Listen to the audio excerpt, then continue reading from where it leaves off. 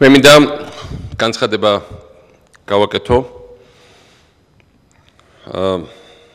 კრიმინალ საქართველოს სახელმწიფოს ტერს ვახაგან ჩახალიანის განთავისუფლებასთან, ციხიდან განთავისუფლებასთან დაკავშირებით.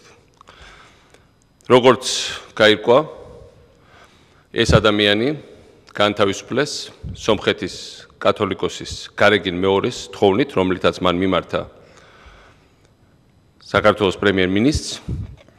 მე მოვისმინე საქართველოს პრემიერ-მინისტრის განმარტები ამის თემაზე და სრულიად არადამაკმაყოფილებლად ჩავთვალე ისინი. საქართველოს პრემიერ-მინისტრი ვერ გაექცევა პასუხისგებლობას იმაზე, რაც გადაწყვეტილებას, რაც მთლიანად ერთპირობლად მან მიიღო და ეს არის ძალიან მძიმე პასუხისგებლობა საქართველოს ეროვნული უსაფრთხოების წინაშე.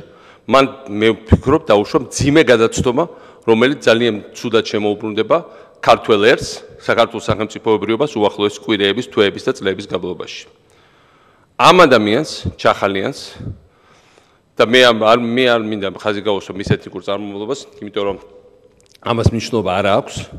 ჩვენ გვყავს ბევრი ეთნიკურად სომეხი, რომელიც იარაღით ხელში იცავდა მათ შორის ბოლო წლებში საქართველოს დამოუკიდებლობას და ის ხალხი, ვინც დღესაც მსახურობს საქართველოს შეიარაღებულ ძალებში, ვინც მსახურობს საქართველოს პოლიციაში, ვინც არის საქართველოს პატრიოტი, ყოველდღიურად აშენებს ჩვენთან ერთად საქართველოს, ამიტომ ამას ეთნიკურ წარმომავლობას არ აქვს მნიშვნელობა. მაგრამ ეს კაცი არის ძალიან კონკრეტული წარმომადგენელი არა სომხეთის, იმიტომ რომ სომხეთის ინტერესებში არ შედიოდა მისი 6 წლით ადრე გარეთ გასვლა და მე ძალიან კარგად ვიცი, იმიტომ რომ ძალიან კარგი და დიდი ხნის ურთიერთობები მაქვს ჩვენ სომეხ კოლეგებთან, სომხეთის პატრიოტებთან, სომხეთის ლიდერებთან. ეს ადამიანი არის რუსეთის სპეცსამსახურების პირდაპირი რეზიდენტი, წარმომადგენელი საქართველოში. ის მუშაობდა წლების განმავლობაში რუსეთის გრუს რეზიდენტურასთან. მან დაარბია საქართველოს ეკლესიის ეპარქია ახალქალაქში, მან დაარბია ქართული უნივერსიტეტი ახალქალაქში, მან დაარბია ქართული საქართველოს გამგეობა ახალქალაქში, საქართველოს ცენტრალური ხელისუფლების წარმომადგენლები. მან დაარბია ქართული პოლიცია ახალქალაქში. ის ეწინააღმდეგებოდა საქართველოს შეიარაღებული ძალების გადაადგილებას ახალქალაქში და ის ეწინააღმდეგებოდა რუსული სამხედრო ბაზის გასვლას ახალქალაქიდან. საქართველოს ყავს გარემტრების წარმომადგენლები და ამ მთავრობამ გაუშვა შკრინლიკოვი, გეორგიანი, ისინი იყვნენ საქართველოს ოკუპანტის წარმომადგენლები. და ამათ რუსეთი გაიყვანს და წაიყვანს. თუმცა დაზვერვის დეპარტამენტი საქართველოს აწარმოებდა ადრე მოლაპარაკებებს, რომ ისინი გაეცვალა იმ ხალხში, ვინც საქართველოსთვის დაზვერვისთვის გასამართლებული იქნა რუსეთში, ჩაშალეს ეს მოლაპარაკებები, არაფრის გულისთვის გაუშვეს რუსეთის ჯაშუშები. ამას კიდე არ აუშვებს. მაგრამ ახლა გაუშვეს საქართველოს სახელმწიფოებრიობის შიდა მტერი. ადამიანი, რომელიც მოითხოვს საქართველოს სახელმწიფოს დანაწევრებას, საქართველოს ტერიტორიის დანაკვეთებას, საქართველოში არეულობას და საქართველოში შეიარაღებულ შეტაკებებს და საქართველოს სამოქალაქო ომს. პარალელები ამისი არის მხოლოდ, როდესაც ზვიად გამსახურდიას დამხობის შემდეგ სამხედრო საბჭომ იოსელიანმა,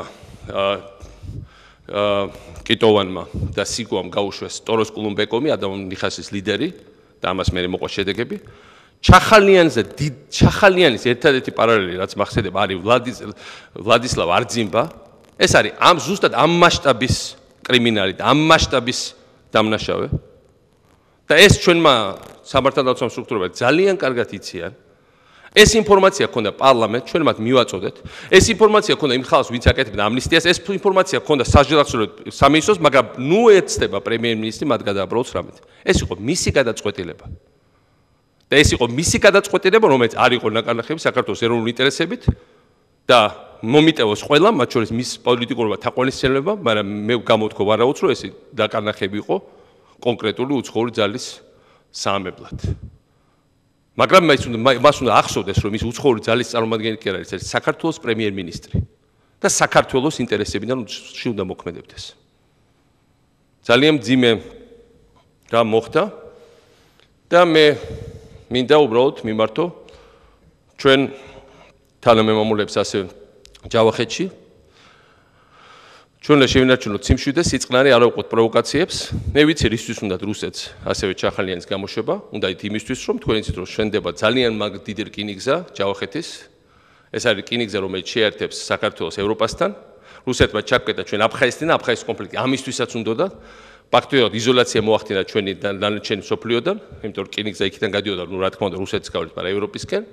ახლა ჩვენ ავაშენებთ მეორე რკინიგზა, რომელიც გაიხსნება წელს რომელიც შეგვერთებს ევროპაში, რა თქმა უნდა, თუ ჯავახეთი არის ეს, ამ რკინიგზის პროექტსაც ექნება პრობლემა და ექნება თლიანად შუა აზიის დერეფანს და საქართველოს სტრატეგიულ მნიშვნელობას პრობლემა, შეექმნება თუ ეს შეძლეს და მე იმედი მაქვს და დარწმუნებულად ვერ შეძლებენ, იმიტომ რომ ამას არ დაუშვებს, ასევე ჯავახეთის ადგილობრივი საზოგადოება, მათ ბოლო წლებში ჩვენმა თანამემამულეებმა, მათ შორის სომხური ეთნიკური წარმომავლობის, კარგად დაინახეს უპირატესობა, რას ნიშნავს საქართველოს ცხოვრება, რას ნიშნავს ქართული განვითარება, რას ნიშნავს პროექტები, რას ნიშნავს ის გზა, რომლითაც ჩვენ ჯავახეთი დავაკავშირეთ თბილისს, რომლითაც ბერათბურგ ჩქარით ჩამოდია, რას ნიშნავს ეკონომიკური პროექტები, რას ნიშნავს საგანმანათლებლო პროექტები, რას ნიშნავს თუნდაც ეს რკინიგზის პროექტი, რას ნიშნავს ახალი ჰესები და უამრავი ადამიანის დასაქმება და მე დარწმუნებული ვარ, ჩვენი დროის არძიმბებს და კულუმბეკოვებს უცხო სპეცსამსახურების აგენტებს, ისინი ქართული სახელმწიფოს წინააღმდეგ არ აყვებიან, თუნდაც ისინი მოქმედებდნენ საქართველოს მთავრობაში დროებით მოსული ჯგუფთან ერთად.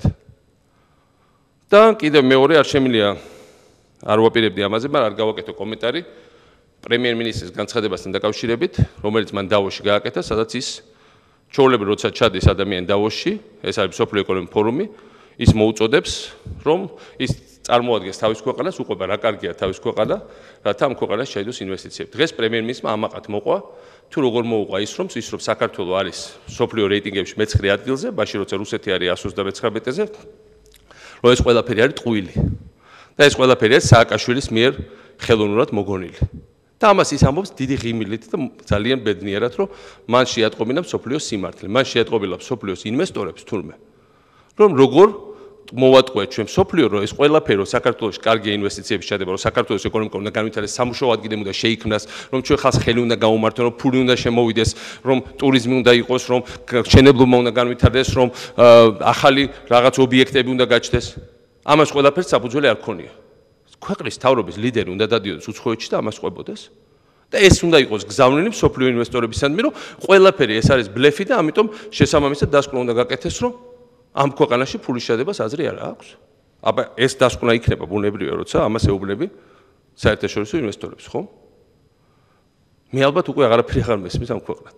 იმიტომ თელი ეს წლები ვაშენებდით იმას, რომ საქართველოს გაგვეზრკახა და მიმზიდველი. და ჩვენი მტრის ინტერესი იყო, რომ საქართველოს ეჩველებიათ, რომ საქართველოს არის არასტაბილური ქვეყანა, რომელიც მხოლოდ პიარზე და ტყუილზე აგებული. და ახლა იგივეს საქართველოს პრემიერ-მინისტრი ამბობს იგივეს, რასაც ამბობდა ჩვენი არაკეთილმოსო რუსეთი მთელი ეს წლები. ერთ-ერთი ამბობს იგივეს და თანაც რუსების მიერ მოწყობილ ღონისძიებაზე. მე მინდა საქართველოს საზოგადოებამ გამოიღვიძოს და ამაზე თავის დასკვნები გააკეთოს. მე მგონი დროა უკვე რომ ჩვენი შეფასებების იმის მიუხედავად რას გეუბნებათ მე არ რას გეუბნებათ მთავრობა, ჩვენ როგორც საზოგადოება ჩვენი შეფასებები გავაკეთოთ. სანამ ეს გვიან არ იქნება უკვე. დიდი მადლობა.